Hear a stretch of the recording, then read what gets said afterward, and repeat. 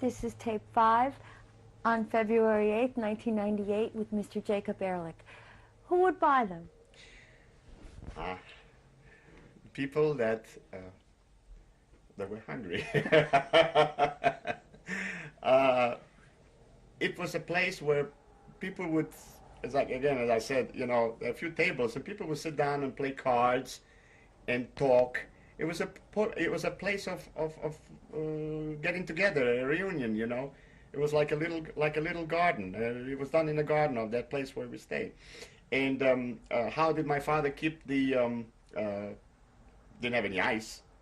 How did he keep the beverages cold? There was a well. There was a natural well. And he would lower the beer and whatever soda, you know, into the well. When you want to purchase it, you lift it up and you will have a cold drink. So my father made a little money this way, but kept the people together, you know. It was very interesting. See people, I mean, there was fruits and other things, but it was a point where people got together. I did help my dad. I did help him. Sometimes my dad would have to do an errand or so I started selling. That was my first experience of selling something, you know. I'm sorry, I just want to clarify something. Were all the people in your area still Jewish? Yes, yes, all the people are Jewish, yes. Nobody really knew where we were going. Everybody had different plans. One nice thing about it was that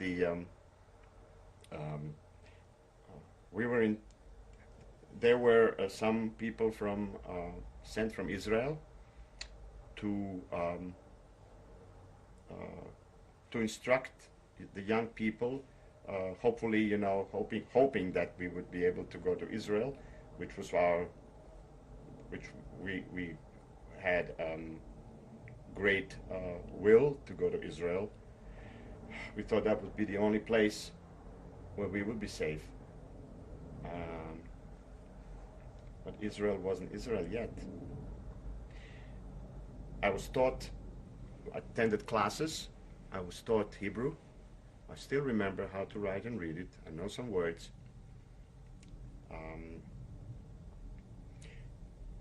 The day that we were supposed to leave for Israel is when they intercepted one of the boats that were heading to Israel. The English intercepted that boat, and it was temporarily suspended.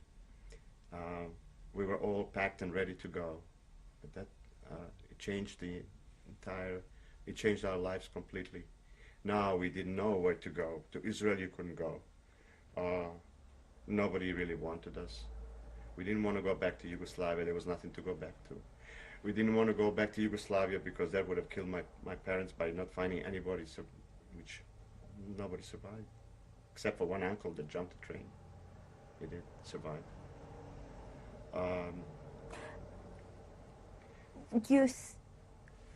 You just said that your parents didn't want to go back to Yugoslavia. Correct. But at that point, they didn't know what had happened to their family. What did they know? Or what did they tell you at that point? We suspected at that point. We had information what had happened by then. When we came to Italy, we were enlightened what happened to the people in the camps. It started coming out to light what had happened to them, especially the Croatian camps.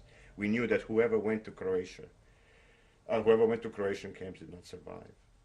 Yes, there was hope. Maybe there was hope. Yes, we lived in hope that somebody out of the 14 cousins and 3 aunts and uncle, that somebody would. But we would have known. Remember, this was 1944, and we living in hope again. You know, nothing.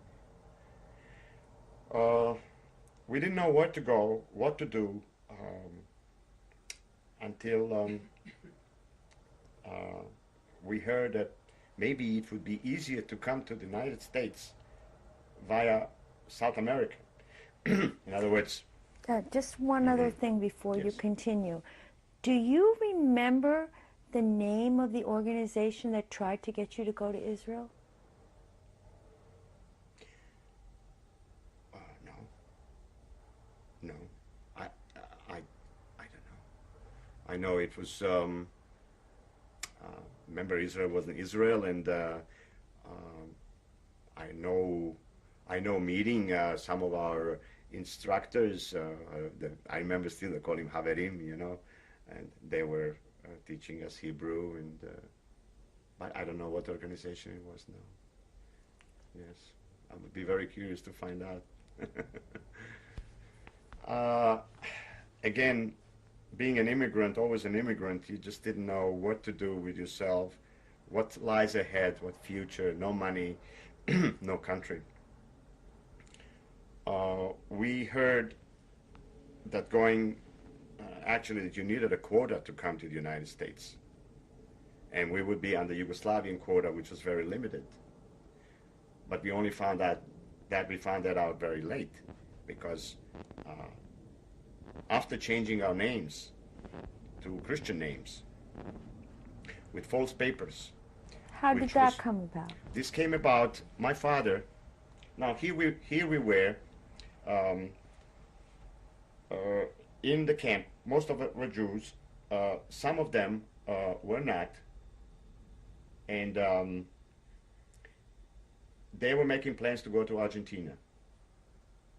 Who were those people that weren't Jewish? There were also people that didn't sympathize with the Croatian or the Nazis. They ran away because they were also persecuted. They didn't. Some were intellectuals. Some were people who offered resistance to the occupation, and some people were just didn't want to go back to Yugoslavia because again, the homes and they're destroyed and no family and so forth. At the same time, there were also some people who were afraid to go back to Yugoslavia because they were afraid of the communists. Those were people, some of them, which ran away from Yugoslavia, persecuted by the communists, meaning they did something wrong. Maybe they turned somebody in, but they were also afraid now going back home because they themselves would be persecuted. You know that Argentina sympathized very much, and one of the reasons why so many Nazis got away, because Argentina gave them a safe haven. For some reason, I couldn't see myself going to that country. But at the same time, we heard that they didn't bother the Jews either.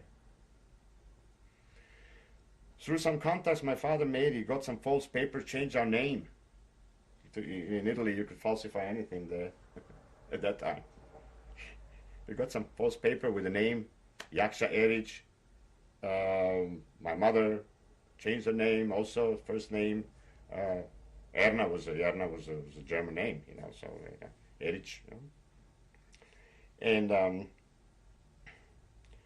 we applied for a visa to Argentina, and we were granted that visa. And we were hoping that maybe this was just a temporary thing, getting there and then come to the United States. But it didn't turn out to be that way. From Italy, we went to Germany. Okay. Yes. Before you continue, yes. Did someone help you with the false papers?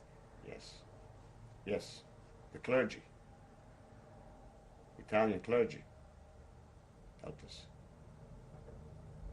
Which in turn the clergy in itself had contact with people who, they didn't sympathize with the communists. So we know very well that the clergy had contacts with undesirables as well. So that's one of the reasons is found out later on, the collaboration of the church and lack of protection of Jews, which they could have saved. I'd like to go back to you're this little boy. What was going on through your head? You moving all these places. I was a little bit more mature and hoping always, as a boy. Naturally, I'm an optimist, and always excited about going new places.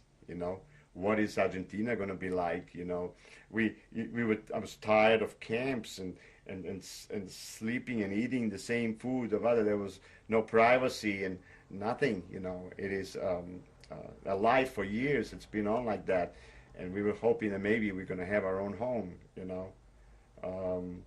At that age that I was only about 12 years old at that time. What could I possibly do? Hoping maybe I learn a trade or finish going to school and so forth.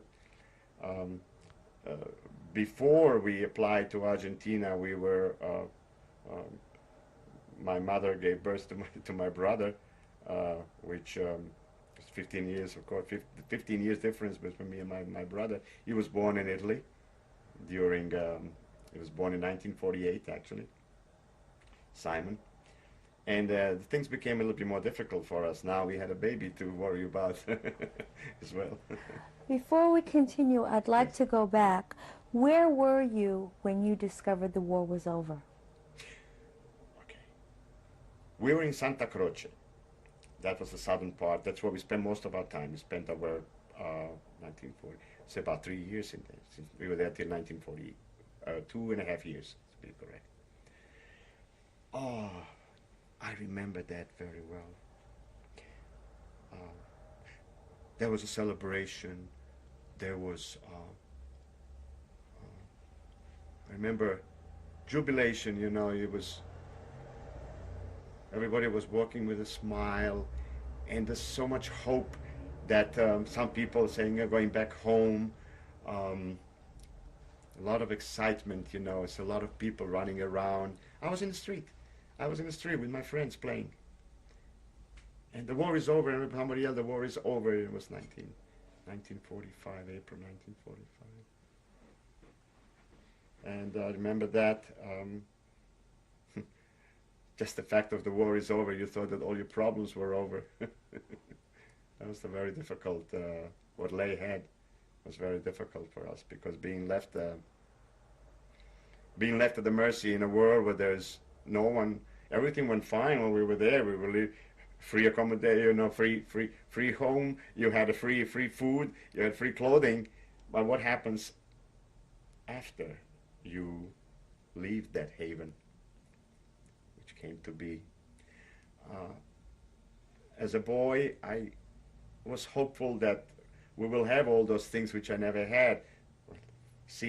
Remembering my home, maybe we'll have a home too. And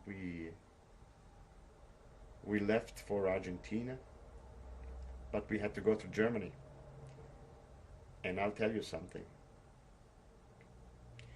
It was a traumatic trip also for me, as I remember. We went by train. We went by train from Italy to northern part, to Hamburg, all the way through Germany. Although at that time we didn't know of the horrors, what happened, and that they took the Jews to the camps. Like a feeling inside of me when the train stopped, the train made for refueling and so forth. Got off the train. It was dark. You could smell Germany. You could smell what happened to all those people, poor people that never saw the light of day. That was their last trip. This train reminded me of our people that were taken there and slaughtered. We arrived in its camp. Now most of the people, again another camp in Hamburg. Now we were not surrounded by Jews, by our people. Now we were surrounded by criminals, by people who did wrong. we were again in a group of people that were escaping justice. Those were the people that were accepted by Argentina to immigrate. Look at the unfairness of that. Nobody knew we were Jews. We had to hide again. Okay. And stayed in Germany for 6 months until this American ship, General Stewart was the name of the ship. We boarded that ship. I'd like, before you continue, tell me about this, did your father instruct you not to say you were Jewish? Probably did. Probably did, yes.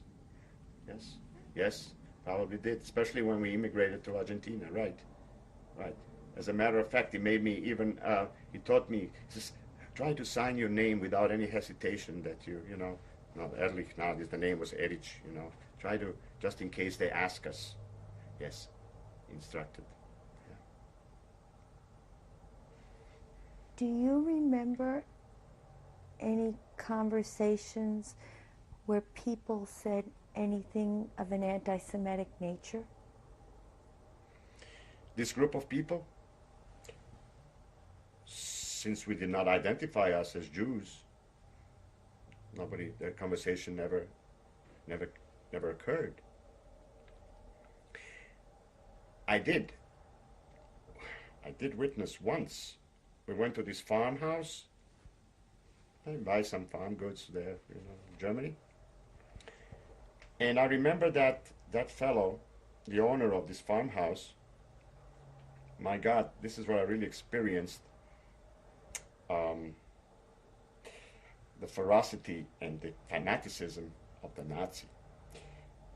That when we were buying things from him, some food and stuff, he kind of said, that's when I started in German. He said, Deutschland ist nicht fertig jetzt.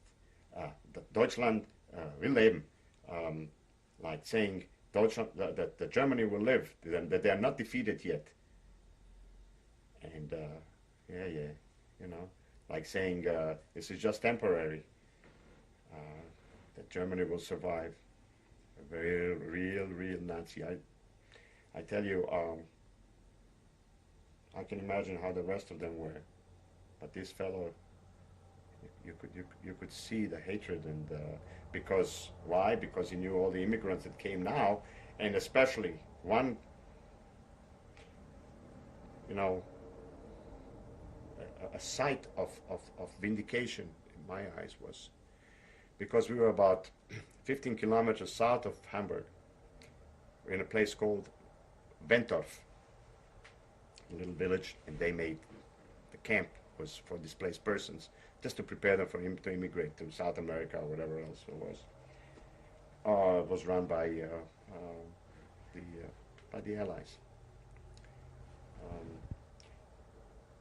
Going from Bentorf to Hamburg, you went by train, and on the left and the right side you could see buildings destroyed by the hundreds,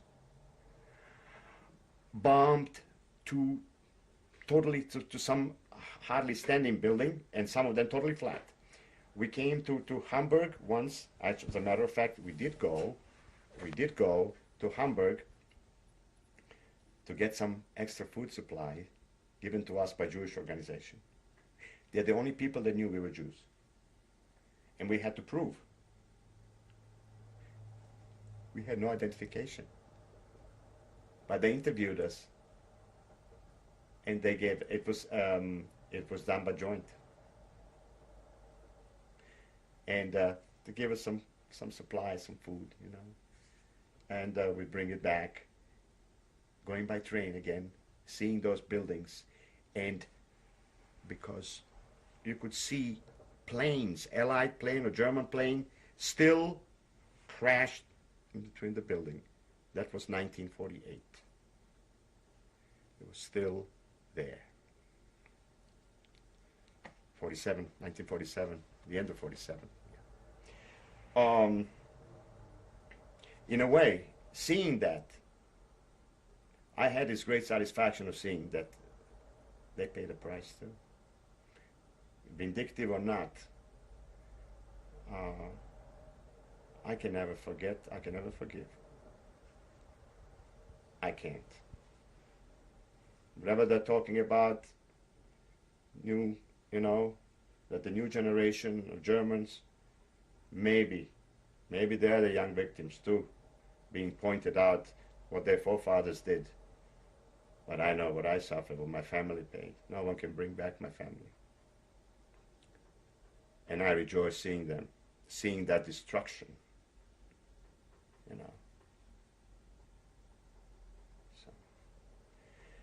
So, life in Argentina was very difficult. We got off the boat, and they put us in a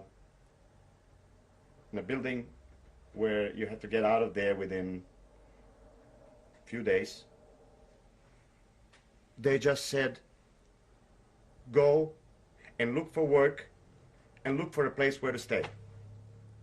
That's the way Argentina received their immigrants. No money given to you whatsoever. Just get off the boat and go and look for work. My mother knew some Spanish because of the Ladino. We could communicate. But you come to a country, my parents, the little baby, and my sister and I, what can you do? What can you do?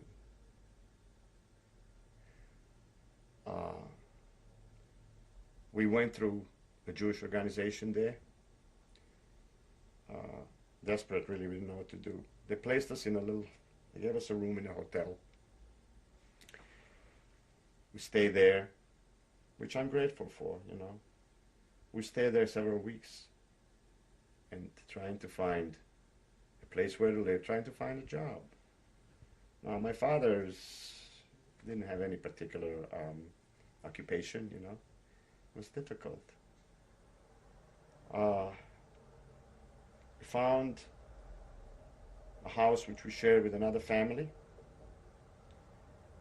My father got a job as a packer in one of a drug company. I got a job as a messenger in a drug company. My mother got a job, factory,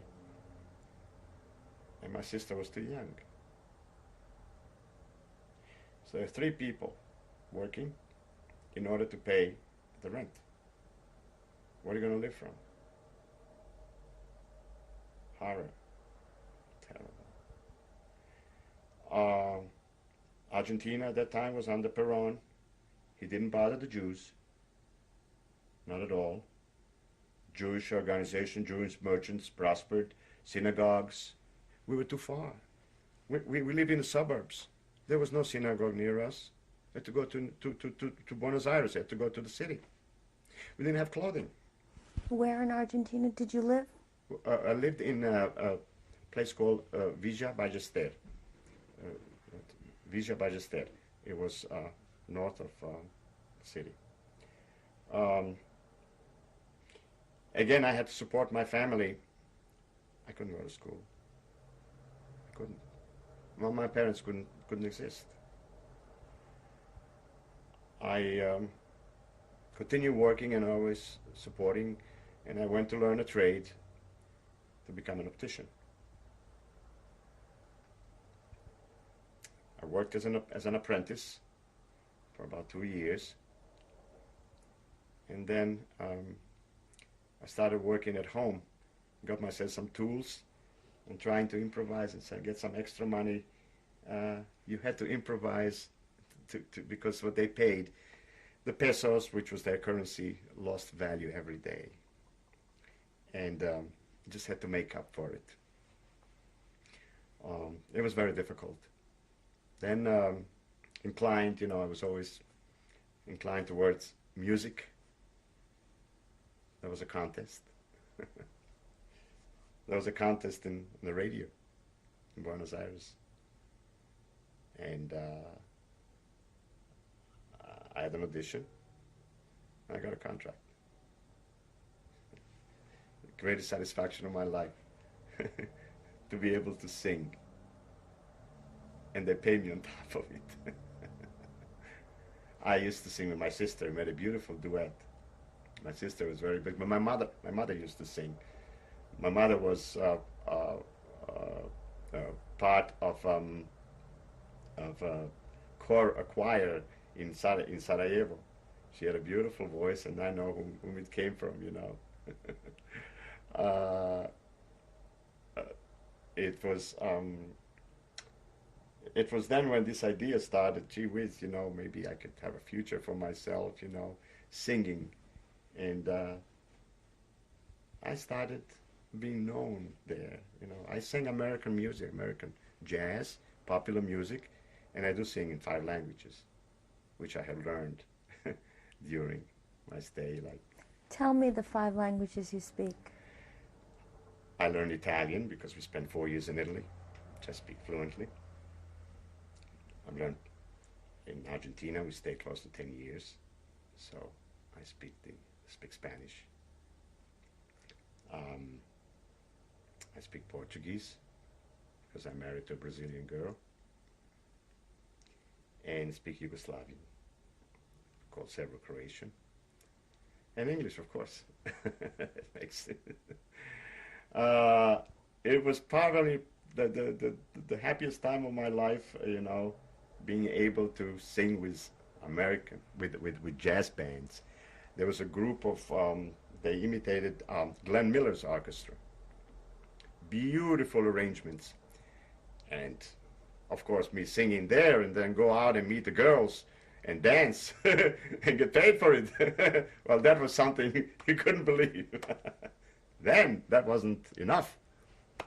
I said Argentina. I heard, actually, I had some relatives in Brazil. A distant uncle, very distant cousin or an uncle, I don't know. He came to visit once and he said, Jakob, why don't you come and visit me in Sao Paulo, Brazil? And I took his word. Okay, we're going to change tapes. Yes. Okay. Your uncle